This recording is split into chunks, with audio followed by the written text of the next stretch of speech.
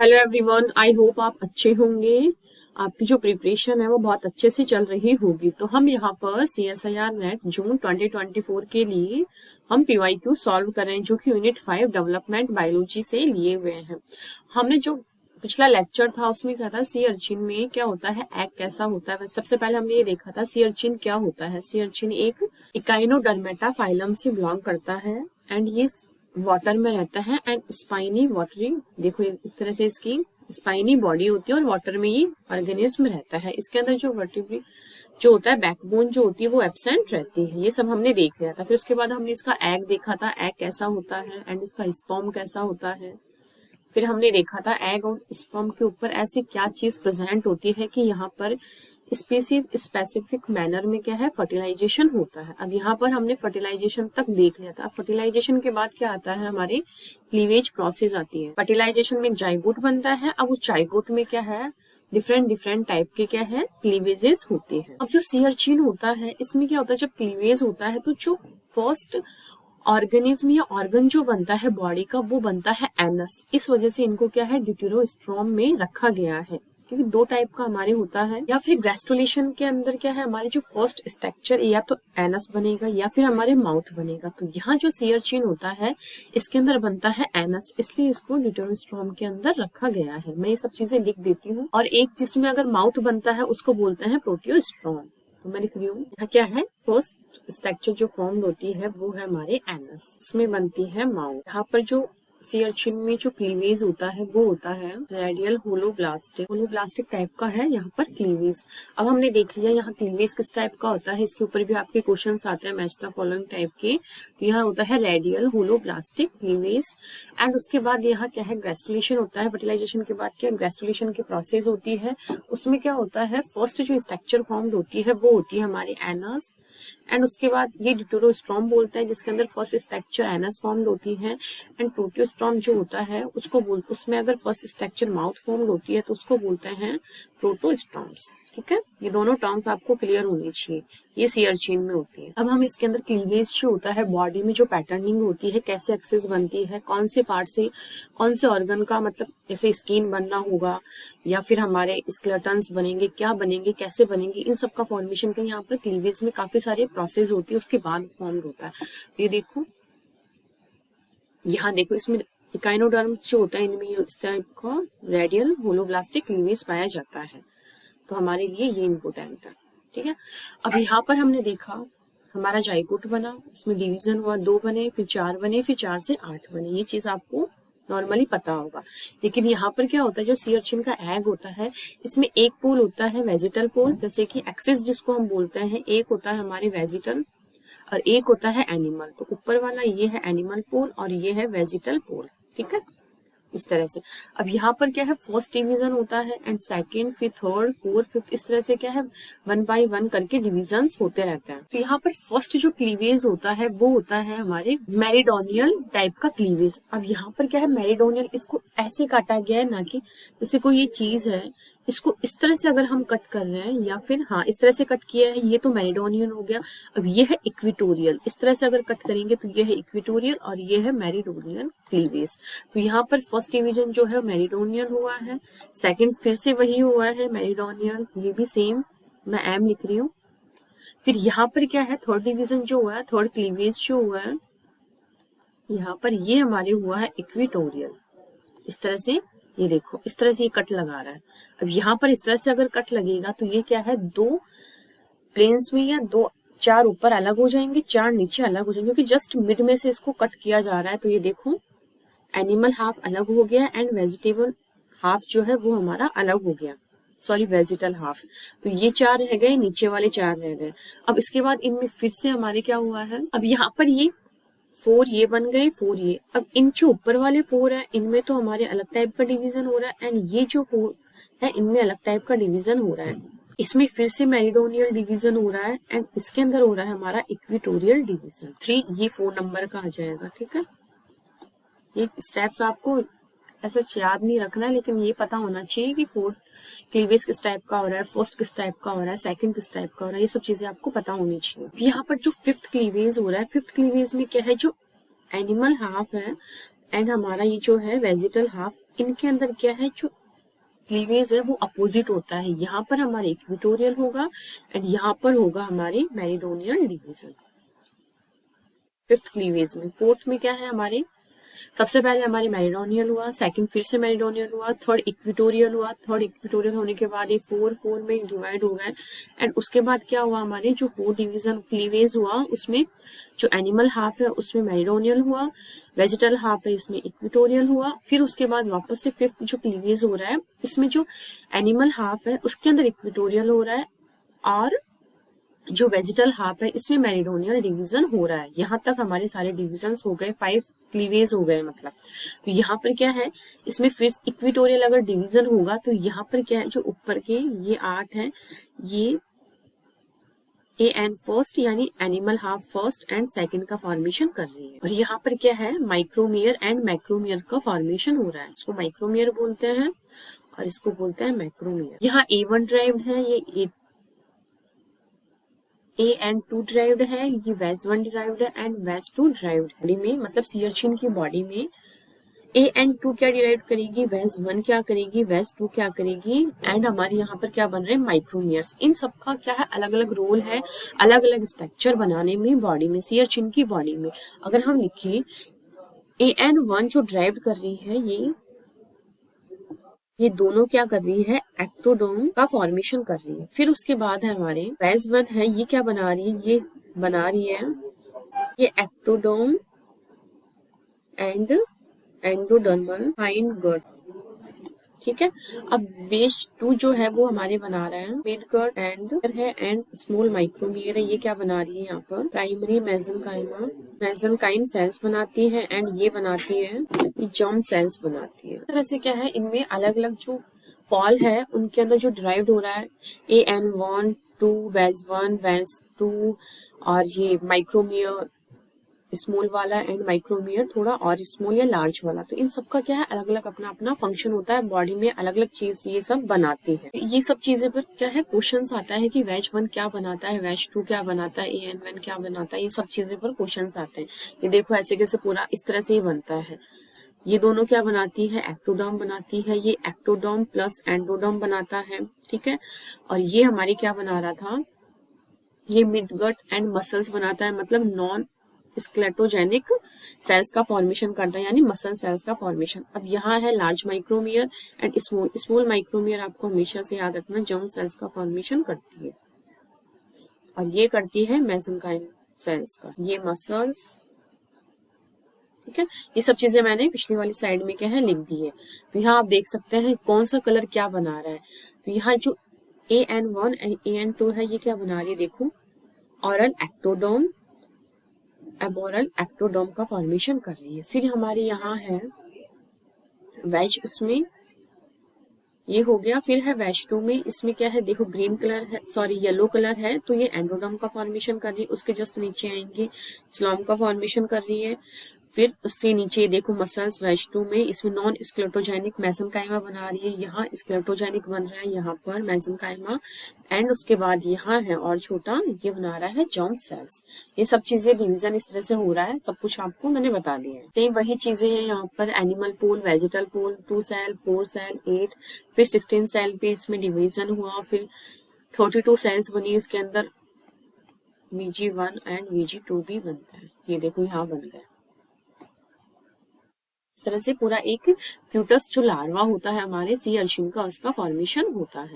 ये देखो फ्लूटस लार्वे की पूरी स्ट्रक्चर दिखा रखा है। अब यहाँ क्या है, एक स्पेसिएशन जो वर्ड होता है, मैंने एक लेक्चर में भी समझाया था, स्पेसिफिकेशन।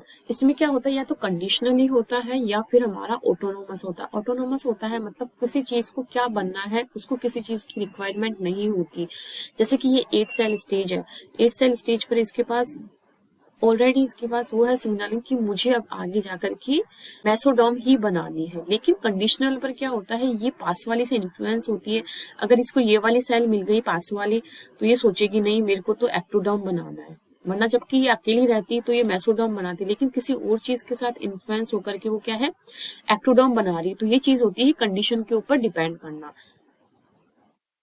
और ऑटोनोमस होता है अपने आप से, उसको जो बनाना होता है वही चीज वो बनाती है। कंडीशन पर क्या होता है, नेक्स्ट जो पास वाली सेल होती है इससे इन्फ्लुएंस होकर के उसकी कंडीशन पर डिपेंड करता है, उसको अगर उस सेल से सिग्नल मिलते हैं तो वो क्या है उस कंडीशन पर डिपेंड होकर के कुछ और बनाने लग जाती है। ये दो टर्म्स होते हैं ऑटोनोमस, ये दो टाइप के होते हैं। यहाँ ये जो 16 सेल स्टेज है यहाँ पर हमारी सेल पहुंच जाती है तो उसके बाद क्या है वो ऑटोनोमसली स्पेसिफाइड हो जाती है 16 सेल स्टेज में। ये चीज आपको ध्यान रखनी है। एक दो एक्सपेरिमेंट है मैं आपको वो समझाती हूँ। यहाँ मैं बता रही हूँ नॉर्मली जो हमारा एनिमल सेल्स है इस तरह से मैं बना रही हूँ, अगर इनको हम माइक्रोमेयर दे देते हैं, इस तरह से माइक्रोमेयर्स की सेल अगर इसको दे देते हैं तो यहाँ पर क्या है नॉर्मल बॉडी का फॉर्मेशन होता है। अगर यहाँ पर हमारे ओनली माइक्रोमेयर ही प्रेजेंट है तो भी नॉर्मल बॉडी का फॉर्मेशन हो रहा है। लेकिन यहाँ पर अगर ओनली एनिमल सेल्स ही प्रेजेंट है तो यहाँ क्या होगा नॉन नॉर्मल बॉडी। ठीक है, ये एनिमल सेल्स है, ये एनिमल है, ये माइक्रोमियर सेल्स है एंड ये ओनली माइक्रोमियर सेल है। तो इस चीज से आप क्या पता लगा सकते हैं, जो माइक्रोमियर सेल्स है वो ऑटोनोमसली स्पेसिफाइड होती है, जबकि हमारी एनिमल पॉल वाली जो सेल्स है वो कंडीशनली स्पेसिफाइड होती है। क्योंकि यहाँ पर क्या है अगर इनको हमने माइक्रोमियर सेल्स भी दे दी तो क्या नॉर्मल बना, लेकिन यहाँ हमने नहीं दी तो क्या है यहाँ पर कैसे स्ट्रक्चर बनेगा, स्ट्रक्चर का नाम होता है सिलेटियम। यहाँ कैसे बनेगा एक बॉल जैसा इस तरह से एक्टोडर्मल टाइप का लार्वा बनेगा। ठीक है, अब यहाँ पर क्या है हमारे फिर से एक एक्सपेरिमेंट दिया हुआ है। यहाँ क्या है सेकेंडरी एक्सिस कैसे बनती है, हमारे एक एक्सिस नॉर्मल हमारी जो बॉडी बन रही है, लेकिन इस बॉडी के अंदर यहाँ पर क्या है कुछ ये लोग क्या है, ये देखो 16 सेल स्टेज आई हमारे, यहाँ तक अपन ने देख लिया कैसे क्लीवेज हो रहा है, 16 सेल स्टेज कैसे बन रही है, वो सब चीजें हमने देख लिया। लेकिन यहाँ पर क्या है नॉर्मल बॉडी, इतना पार्ट जो है ये नॉर्मल बॉडी बनाएगा, लेकिन यहाँ पर क्या है इन्होंने primary mesenchyme transplanted cell induce ectoderm genes expression and structure form animal pole cells, यहाँ पर क्या है इन्होंने कुछ सेल्स का ट्रांसप्लांटेशन किया। अब नॉर्मल चीज बन रही थी वहां पर अगर हम और कुछ चीजों का ट्रांसप्लांटेशन करेगा तो वो भी तो वहां ग्रो करेगी ना। तो यहाँ नॉर्मल एक्सेस तो प्राइमरी बन गई, लेकिन यहाँ पर इन्होंने क्या बाहर से कुछ चीजें ट्रांसप्लांटेड की है तो वो क्या है अपनी और दूसरी एक्सेस का फॉर्मेशन करेंगी। तो ये देखो नॉर्मल यहाँ तक नॉर्मल बन गया एंड ट्रांसप्लांटेड चीज है जो यहाँ पर क्या है फिर से दूसरे एक बॉडी का फॉर्मेशन कर रही है। तो इसको हम प्राइमरी एक्सेस बोल सकते हैं एंड इसको बोल सकते हैं हम सेकेंडरी एक्सेस। ये सब चीजें क्या एक्सपेरिमेंटली देखी गई है। एक आता है हमारे ड्राई शेल का प्रेशर प्लेट एक्सपेरिमेंट। इसमें क्या होता है इन्होंने 8 सेल या 16 सेल स्टेज पर क्या है जो लार्वा बन रहा था उसको इस तरह से प्लेट से प्रेस कर दिया, तो वहां पर क्या है जितनी भी सेल्स थी जितनी भी सबकी वो रिशफल हो गई, उसकी स्ट्रक्चर वहां मतलब हम जैसे कोई डिब्बा है इसके अंदर कुछ सेल्स है, अगर हम इसको ऐसे दबा देंगे प्रेस कर देंगे तो ये सारे सेल इस तरह से इकट्ठी हो जाएगी और इनकी जो पोजीशन है ये वाली सेल इधर आ जाएगी, ये वाली इधर आ जाएगी, इस तरह से इनकी क्या पोजीशन रिशफल हो रही है। तो इससे भी क्या है नॉर्मल लार्वा का ही फॉर्मेशन हो रहा है, क्योंकि वहां ऑनली पोजीशन ही तो रिशफल हुई है, उनकी जो सिग्नलिंग हुई वो जो बनाती है वो सब चीजें उनकी क्या है सेम ही रही इस वजह से। वाइक्यूज देखते हैं, हमने देख लिया समझ लिया कैसे क्लीवेज होता है, उसके बाद बॉडी में किस एक्सेस से क्या क्या बनता है, कितने पोल होते हैं, किस टाइप का डिवीजन होता है, सब चीजें हमने देख लिया। थोड़ा ओवरव्यू जो था हमने देख लिया। अब हम देखते हैं हमारा क्वेश्चन। क्वेश्चन है given below are few statements regarding the role of dishevelled TSH and beta catenin in the development of sea urchin. यहाँ पर क्या है डिशेवल्ड और बीटा कैटेनिन क्या है एक दूसरे के दोस्त है एंड यहीं पर क्या है इनका एक दुश्मन होता है हमारा GSK3। जहाँ GSK3 एक्सप्रेस होगा, इस तरह के क्वेश्चन बहुत आते हैं, पहले एक क्वेश्चन में भी मैंने करवाया था GSK3 क्या करता है, ये दोनों क्या है बीटा कैटेनिन, ये दोनों तो एक दूसरे के दोस्त है और ये क्या है इन दोनों का दुश्मन। जहाँ GSK3 एक्सप्रेस करेगा वहां पर डिशेवल्ड और बीटा कैटेनिन जो है हमारा वो एक्सप्रेस नहीं करेगा, वो दोनों क्या है इनहिबिट रहते हैं। अब हमें यहाँ देखना है करेक्ट स्टेटमेंट्स बताने बीटा कैटेनिन और डिशेवल्ड के रिगार्ड में। TSH is localized in the vegetal cortex of the oocyte before fertilization and in the region of the 16 cell embryo about to become the micromere। तो ये चीज बिल्कुल करेक्ट है। यहाँ पर क्या बोला गया है, ये लोकलाइज्ड होता है vegetal cortex of the oocyte, vegetal pool जो है हमारे oocyte का उसके अंदर, बिफोर फर्टिलाइजेशन, एंड ये रीजन होता है 16 cell embryo about to become micromeres. तो ये चीज बिल्कुल करेक्ट है, ये है ट्रू स्टेटमेंट। इसका जो डिटेल में कंसेप्ट है वो आप देख लेना, लेकिन मैंने शॉर्ट में थोड़ा आपको समझा दिया।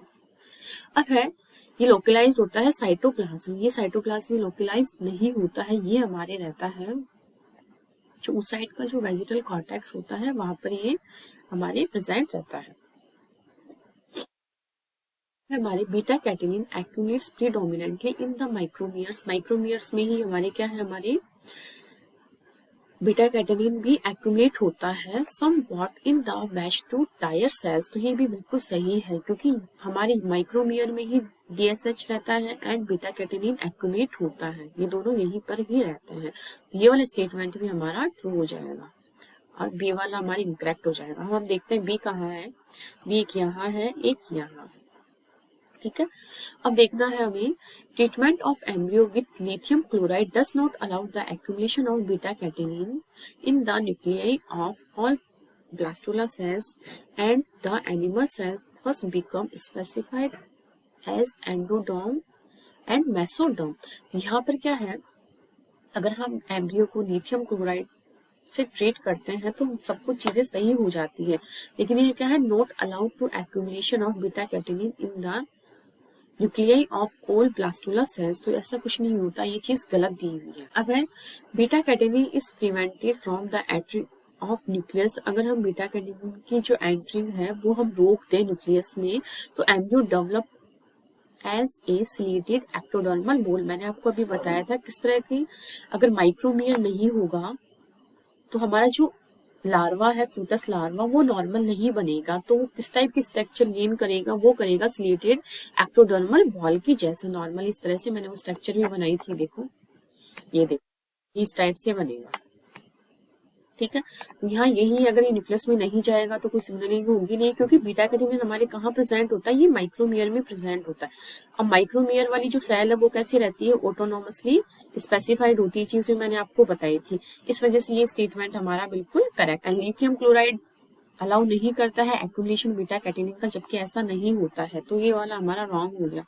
तो ए, सी एंड ई जो स्टेटमेंट है वो हमारे करेक्ट हो जाएंगे और बाकी के ऑप्शंस हमारे एलिमिनेट हो जाएंगे। आई होप आपको ये क्वेश्चन बहुत अच्छे से समझ में आया होगा। क्वेश्चन बहुत इजी था, कंसेप्ट आपको लर्न होना चाहिए बस। अब है several marine organism release there gametes into the environment where sperm attraction and subsequent events lead to successful fertilization with reference to sea urchin. Which one of the following statement is not true? यहाँ हमारे क्या है, कुछ gamete जो होता है into the environment where sperm attract होता है, कुछ इवेंट्स होते हैं, सक्सेसफुली फर्टिलाइजेशन होता है। यहाँ पर क्या है, एक स्टेटमेंट जो है रॉन्ग है और 3 स्टेटमेंट हमारे सही है।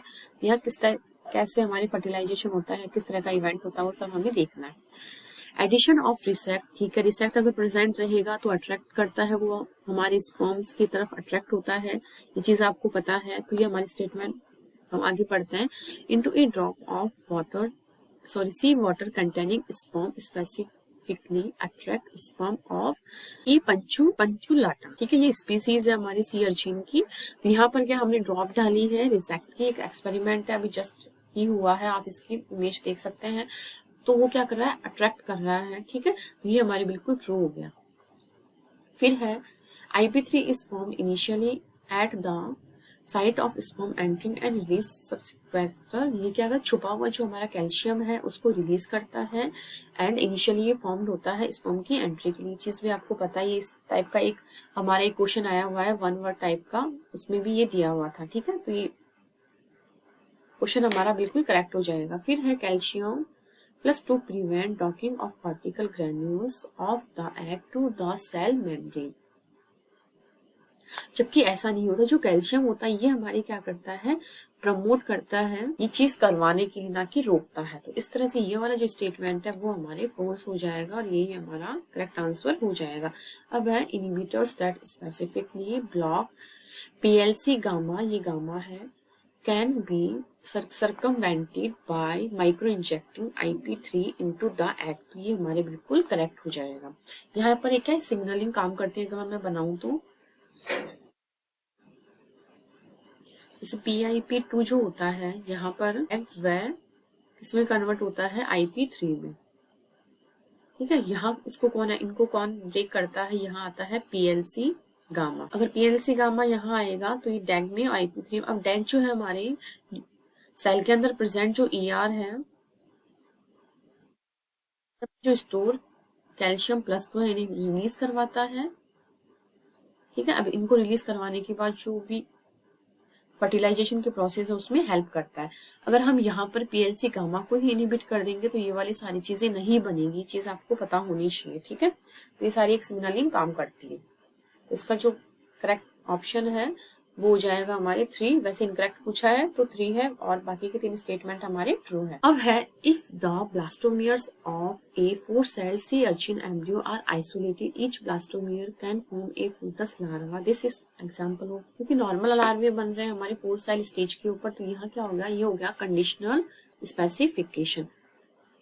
अगर आपको यहाँ पर कुछ भी नहीं आता था, ऑटोनोमस, स्पेसिफिकेशन, डिटर्मिनेशन और मोज़ेक तीनों का मीनिंग एक ही होता है। ऑटोनोमसली यानी स्पेसिफाइड डिटर्मिनेंट में भी वही होता है और मोज़ेक डेवलपमेंट में भी यही होता है। तीनों चीजों का मीनिंग एक ही है, लेकिन वर्ड्स जो है अलग है।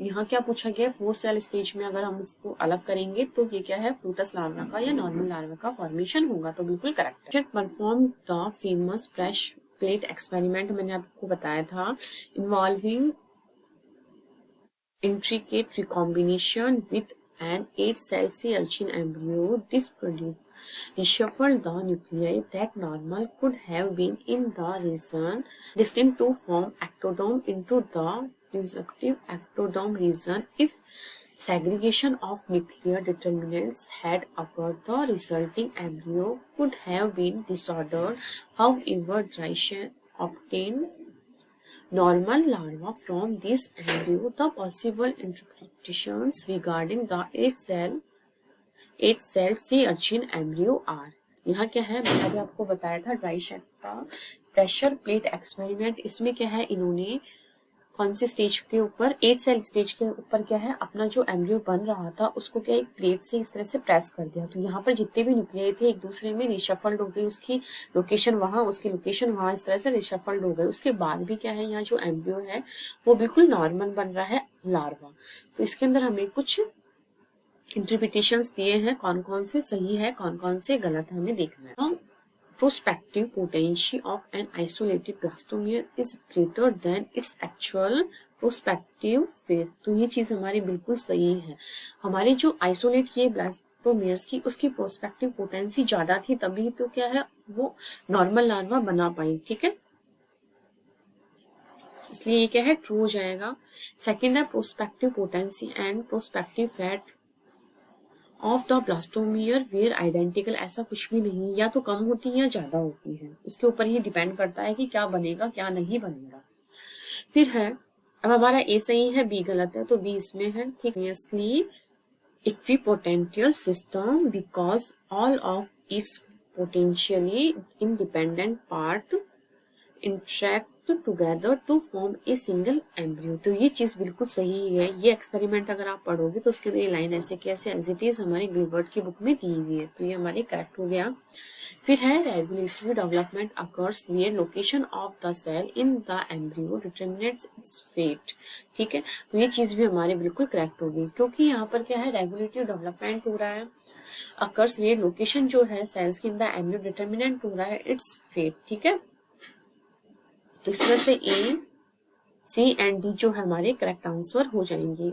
ओनली एक स्टेटमेंट है हमारा बी, वो है हमारा रॉन्ग, ठीक है। ये पूरा उस एक्सपेरिमेंट के ऊपर आया हुआ क्वेश्चन है। इसमें क्या है, which one of the following about development of sea urchin embryo is true. True हमें बताना है। Each blastomeres of a 4 cell stage possess a portion of the original animal pole axis and if isolated and allowed to develop will form a complete but smaller in size larva यहाँ पर बनेगा। ये बिल्कुल हमारा true है और हमें यहाँ ट्रू ही पूछा गया है। अगर यहाँ क्या बोला गया है, जितनी ब्लास्टोमियर्स है 4 सेल स्टेज है उसको क्या है हमने अलग किया, आइसोलेट किया, लेकिन फिर भी क्या है हमारा कंप्लीट जो लार्वा है उसका फॉर्मेशन हो रहा है, बट उसकी जो साइज है वो स्मॉल होगी, क्योंकि अगर कोई बेबी है प्री मैच्योर बनता है तो क्या है वो बनता तो वैसा ही है सेम, लेकिन क्या है उसकी हर चीज क्या है कम डेवलप होती है, साइज में वो छोटा होता है, क्योंकि उसको डेवलपमेंट या डेवलप होने के लिए उसको पूरा टाइम ही नहीं मिल रहा है, इसलिए क्या है उसकी साइज छोटी होती है। वही चीज यहाँ बोली गई है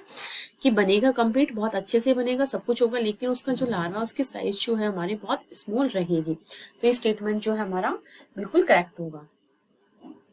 of a cell stage has the capacity to form a complete embryo, but by the 16 cell stage blastomere will develop according to their prospective fate। तो ये नहीं होगा, रॉन्ग है हमारे। फिर है any blastomere isolated till the fetus larva formation with regulate to go on and develop into a full sized embryo। तो नहीं, ऐसा नहीं होगा, फुल साइज का नहीं होगा, क्योंकि हम किसी भी स्टेज में अगर ब्लास्टोमियर की में अगर इसको निकाल रहे हैं तो यहाँ पूरा फुल साइज का एम्ब्रियो बन ही नहीं सकता है, ठीक है, तो इसलिए ये भी फॉल्स होगा। फिर है after an intricate recombination at the 16 cell stage the resulting embryo loses the ability to form a complete larva।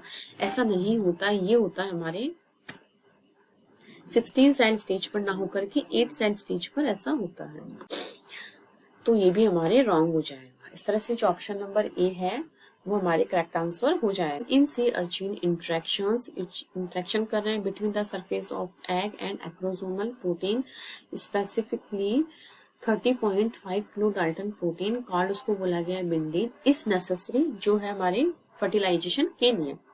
The following factors could affects this interactions and prevent fertilisation. यहाँ क्या है, द फॉलोइंग फैक्टर्स है could affect कर रहे हैं this interaction, इस interaction को और रोक रहे हैं हमारे फर्टिलाइजेशन को। अब नॉर्मली आपको पता है बिंडीन प्रोटीन होता है एंड EBR1 जो विटेलाइन मेम्ब्रेन होती है उसके ऊपर रिसेप्टर प्रेजेंट होता है एग की विटेलाइन मेम्ब्रेन के ऊपर, तो ये दोनों अगर रहते हैं तो हमारा सक्सेसफुली क्या है फर्टिलाइजेशन होता है। लेकिन अगर ये दोनों, यहाँ क्या बोला गया, सब कुछ हो गया, लेकिन हमें क्या बताना है, ऐसी कोई चीज बतानी जो कि फर्टिलाइजेशन को इनिबिट या प्रिवेंट करेगी। तो अगर ये दोनों चीज ही नहीं रहेगी तो हमारे क्या है फर्टिलाइजेशन प्रिवेंट होगा। तो यहाँ यही चीज पूछी गई है। क्वेश्चन बहुत अजीब सा है, ये होता है, लेकिन लास्ट में क्या पूछा गया, प्रिवेंट फर्टिलाइजेशन। तो फर्टिलाइजेशन हमारा क्यों प्रिवेंट होगा, जब हम रिमूव कर देंगे बिंडीन के लिए जो रिसेप्टर प्रेजेंट है एग की विटेलाइन मेम्ब्रेन के ऊपर, अगर ये स्टेटमेंट हम रखेंगे तो हमारा बिल्कुल क्वेश्चन बिल्कुल करेक्ट होगा। Removal of egg jelly polysaccharide, क्योंकि ये तो फर्टिलाइजेशन में हेल्प करता ही नहीं है ये वाला कुछ।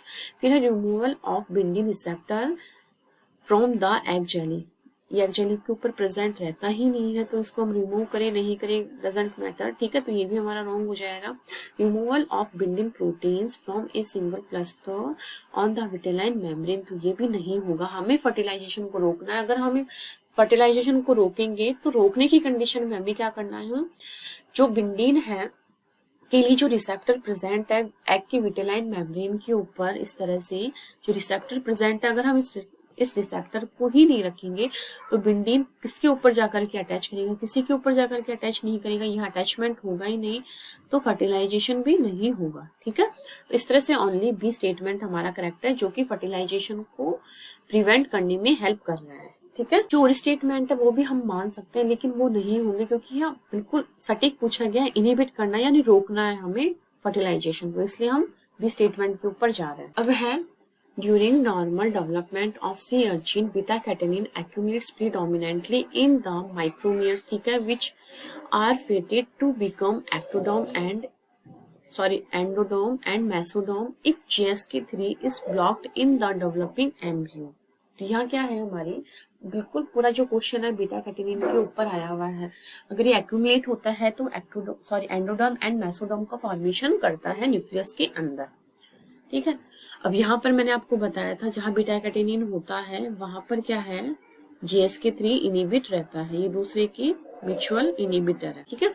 Beta catenin accumulation in the nuclei of large micromere will be inhibited leading to the formation of ectodermal ball, तो ऐसा नहीं होता, ये हमारे फॉल्स, ठीक है। Beta catenin will accumulate in the nuclei of all blastula cells leading to the ectodermal ball. तो ये एक्टोडर्मल बोल बनाता ही नहीं है, इसका फंक्शन ही नहीं है, ये बनाता है हमारी या तो एंडोडर्म या फिर मेसोडर्म। तो ये भी हमारे रॉन्ग हो जाएगा। यहाँ हमें करेक्ट स्टेटमेंट पूछा है, beta catenin will accumulates in the nuclei of all blastula cells become leading to animal cell getting specified as endoderm and mesoderm. ये देखो, ये बिल्कुल सारे स्टेटमेंट सेम है। यहाँ एक्टोडर्म बन रहा है, यहाँ भी एक्टोडर्म बना है, लेकिन यहाँ पर मेसोडर्म एंड एंडोडर्म ये बना रहा है। तो ये वाला स्टेटमेंट जो हमारा करेक्ट हो जाएगा। Beta catenin which accumulates in the nuclei form large micromial will be inhibited leading to animal cells getting specified as ectoderm and mesoderm। तो यहाँ ऐसा कुछ नहीं होता है, अगर ये एक्यूमुलेट होता है हमारे माइक्रोमियल में तो ये inhibit leading to animal cells getting, तो ये यहाँ पर क्या बनाएगा, ये नॉर्मल जो लार्वा होता है उसका फॉर्मेशन करता है, ये यहाँ इनिबिट नहीं करेगा, ये फॉर्म करवाता है। ठीक है, इस वजह से स्टेटमेंट हमारा फॉल्स हो जाएगा। ये सेम वही प्रेशर प्लेट एक्सपेरिमेंट उसी से आया हुआ है, ये 2020 में आया हुआ है। ठीक है, यह Driesch perform the pressure plate experiment to alter the distribution of nuclei in the 8-cell sea urchin embryo. He obtained normal larvae from these embryos. Following possible conclusions could be drawn. यहाँ में कुछ possible conclusions बताने हैं। यह prospective potency of blastomere is less than actual। तो less than नहीं होती है, more than होती है यहाँ पर। ये पिछला जो स्टेटमेंट है उसमें भी था सेम ये स्टेटमेंट। वो कौन सी ईयर में आया हुआ क्वेश्चन था, एक बार मैं बताऊँ तो आपको, ये 2016 में। ठीक है, और ये क्वेश्चन आया 2020 में। देखो स्टेटमेंट्स हमारे यहाँ थोड़े बहुत इधर उधर हो रहा है, लेकिन क्वेश्चन उसी टाइप का उसी एक्सपेरिमेंट के ऊपर आ रहा है। तो यहाँ क्या नेट में क्या होता है, क्वेश्चंस बिल्कुल एग्जैक्ट उठ के नहीं आते, थोड़ा बहुत रिफ्रेम होकर के आते हैं, तो आपको इस चीज का ध्यान रखना है। तो यहाँ पर ये फॉल्स हो जाएगा, यहाँ करेक्ट हमसे पूछा गया है। ठीक है, अब sea urchin embryo is a harmonious equipotential system implying that cell interaction is critical for normal development. ये सेम वही लाइन है, ये भी ट्रू है हमारी। Prospective potential of blastomere is greater than, तो ये बिल्कुल सही है। एक्चुअल प्रोस्पेक्टिव फिट सी क्या है, ज्यादा होती है। तो बी एंड सी हमारे बिल्कुल करेक्ट है, तो ये ऑप्शन हमारा बिल्कुल करेक्ट हो जाएगा। एक बार हम डी भी देख लेते हैं। डी है प्रोस्पेक्टिव पोटेंसी इक्वल दे रखा, तो ये इस तरह से हमारे रॉन्ग हो जाएगा, फॉल्स। ठीक है, अब यहाँ है which one of the following statements is incorrect. Incorrect हमें यहाँ पर पूछा गया है। अब इनकरेक्ट में हम बताना, transit rise in calcium +2 is necessary for egg activation in mammals. तो ये हमारे बिल्कुल राइट है। Sperm induce egg activation and does not involve calcium, जबकि ऊपर वाले स्टेटमेंट में बोल रहा है कैल्शियम नेसेसरी है, तो ये हमारे इनकरेक्ट हो गया। तो हमें यहाँ पर इनकरेक्ट स्टेटमेंट ही पूछा गया था। In many organism egg secret diffusible molecules that attract and activate sperms, ये भी हमारी करेक्ट है। Capacitated mammal sperm can penetrate the cumulus and bind to zona placida। तो आपको मैंने बताया था हमारी जो मैमल्स का एग होता है उसकी जो लेयर है वो जोना प्लेसिडा होती है, जबकि सी अर्चिन में उसी लेयर को हमारे क्या बोला गया था, विटिलाइन मेम्ब्रेन।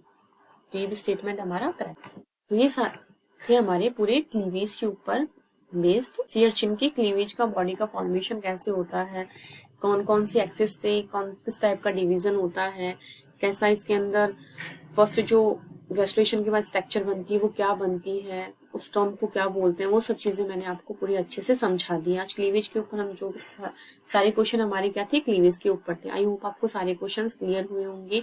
फिर भी अगर आपको कोई डाउट रहता है तो कमेंट सेक्शन में आप कमेंट करके पूछ सकते हैं। अगर अभी तक आपने चैनल को सब्सक्राइब नहीं किया है तो प्लीज इसे लाइक कीजिए, सब्सक्राइब कीजिए, ज्यादा से ज्यादा लोगों तक शेयर कीजिए। Thank you.